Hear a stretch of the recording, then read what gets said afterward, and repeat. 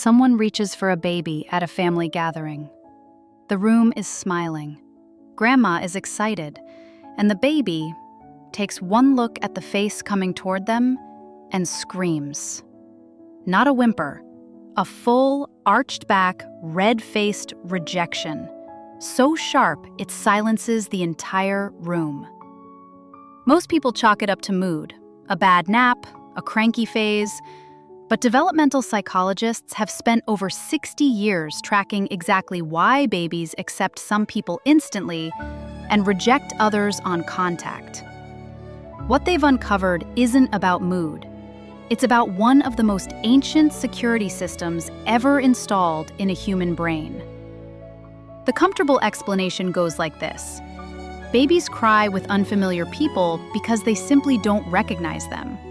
New face, new smell, panic. It sounds perfectly reasonable. Exposure fixes it. Just hold the baby more, and they'll get used to you. But here's the problem with that theory.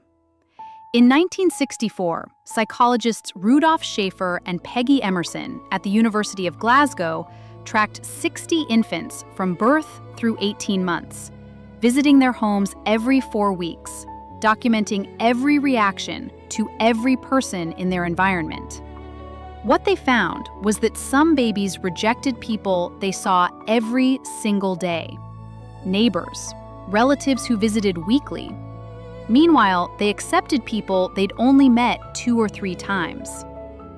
Frequency of contact didn't predict who the baby accepted. Something else did. Something far more specific. And to understand what it is, you have to go back further than the delivery room. You have to go back inside the womb. In 2003, a team led by Barbara Kiselewski at Queen's University in Ontario conducted a remarkable experiment. They played recordings of 2 voices to fetuses in the 3rd trimester, the mother's voice and a female stranger's voice, while monitoring fetal heart rate in real time. Fetuses hearing their mother's voice showed heart rate acceleration, a sign of attention and engagement. Fetuses hearing the stranger's voice showed heart rate deceleration, a defensive orienting response. The same voice, the same volume, the same language. The only variable was whether the fetus had been bathed in that voice for months or was hearing it for the first time.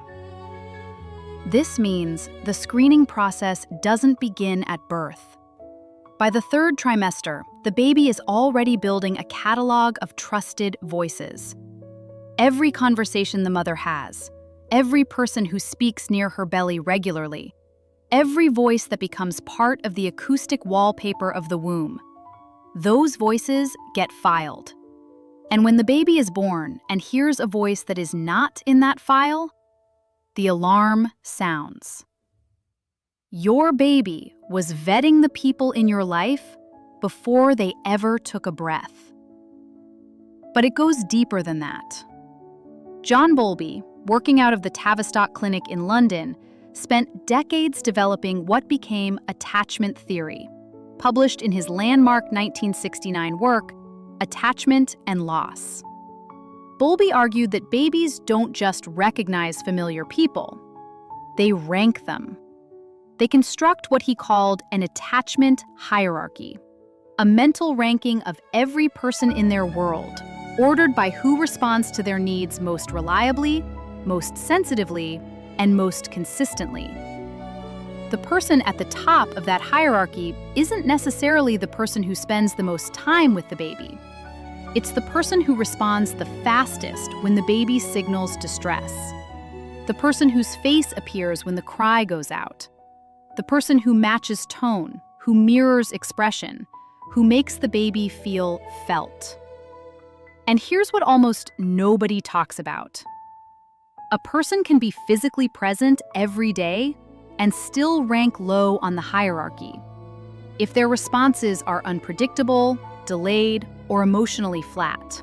Meanwhile, a person who visits once a week but is fully, radiantly attuned during that visit can rank remarkably high.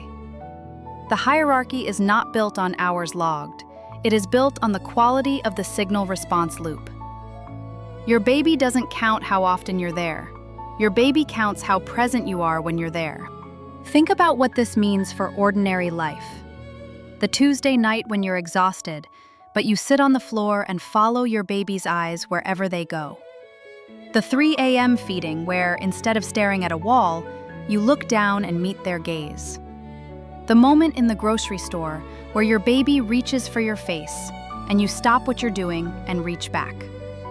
Those moments feel small, routine, forgettable even. But to the system running inside your baby's brain, each one of those moments is a data point. Each responsive moment pushes you higher in the hierarchy. Each moment of genuine attunement reinforces the message. This person is safe. This person answers when I call. You are not just comforting them. You are being promoted, in real time, inside a security architecture that will shape every relationship they ever form. Now I need to tell you about the experiment that showed what happens when that architecture is tested, even for just 2 minutes. In 1975, developmental psychologist Edward Tronick at Harvard University designed what became known as the still face experiment. The setup is disarmingly simple. A mother sits face-to-face with her baby.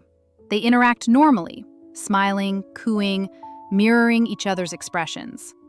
The connection is alive, fluid, immediate. Then the mother is instructed to go still. Same position, same distance, but no expression, no response, a blank face. The baby notices almost instantly. First, the baby tries everything in their repertoire, smiling wider, reaching out, making sounds, pointing, bouncing, every tool they have for pulling the connection back online.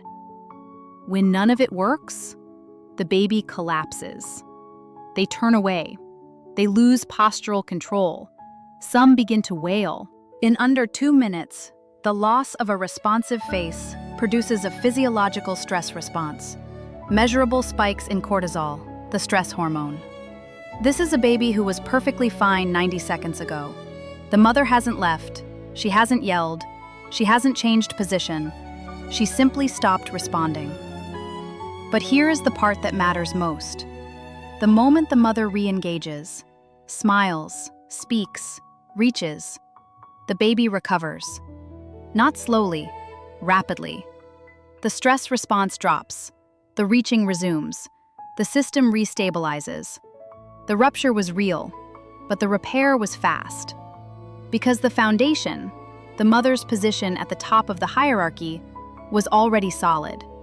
What Tronick and the studies that followed demonstrated is that the attachment hierarchy isn't just an emotional comfort system. It is directly wired to brain architecture. Mary Ainsworth, in her landmark 1978 research at the University of Virginia, the now famous Strange Situation Experiment, tested how over 100 infants responded to separation from their primary attachment figure and exposure to a stranger. She identified distinct attachment patterns: secure, avoidant, ambivalent, and disorganized. The securely attached babies, the ones with a responsive, attuned person at the top of their hierarchy, explored more freely, recovered from stress faster, and showed measurably stronger development in the prefrontal cortex. That is the region responsible for emotional regulation, decision-making, and impulse control.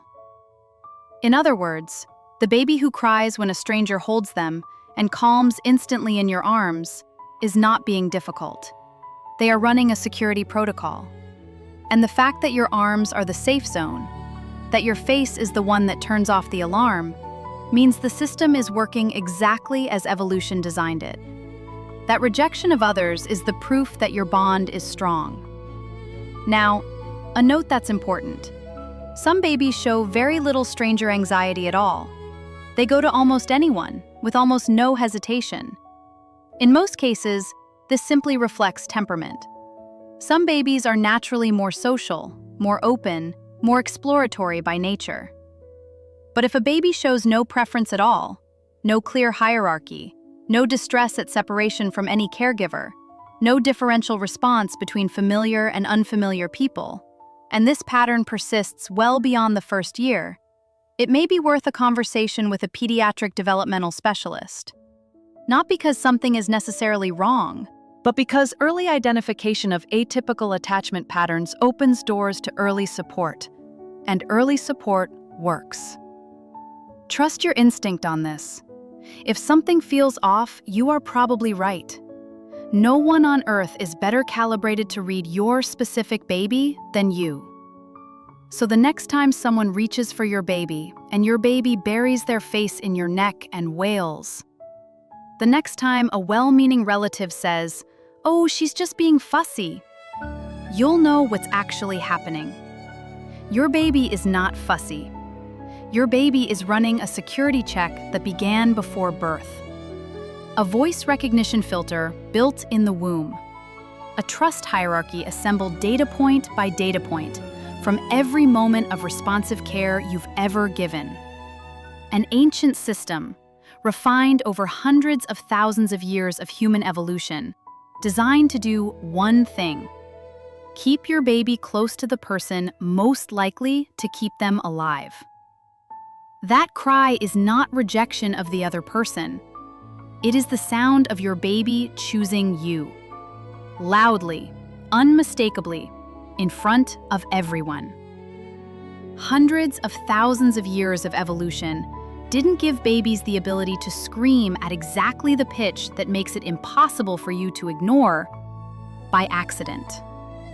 That scream is the most effective recall system ever engineered by nature. And when it pulls your baby back into your arms, the only right response is to hold on.